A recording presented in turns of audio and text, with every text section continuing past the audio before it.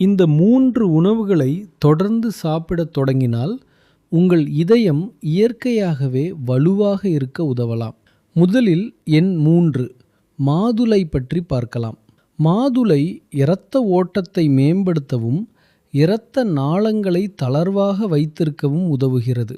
இதயத்தின் மீது அதிக அழுத்தம் ஏற்படுவதையும் குறைக்க உதவலாம்.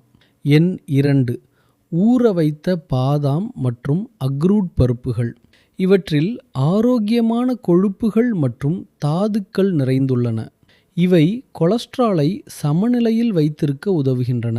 எனவே தினமும் 4 முதல் 5 வரை ஊற வைத்த பாதாம் மற்றும் 1 முதல் 2 வரை அக்ரூட் பருப்புகள் போதுமானதாக இருக்கலாம். இப்போது எண் 1 பூண்டு பற்றி பேசலாம்.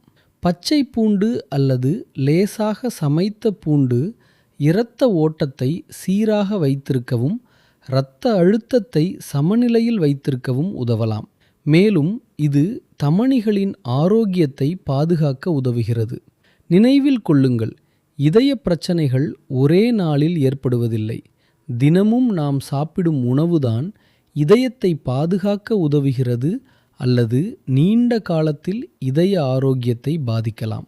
உங்கள் இதயத்தின் சரியான நிலையை தெரிந்து கொள்ளவும் தனிப்பட்ட வழிகாட்டுதலை பெறவும் விரும்பினால் ஹார்ட் என்று கமெண்ட் செய்யுங்கள். இது குறித்த முழுமையான தகவலை டிஎம்ல அனுப்புகிறேன்.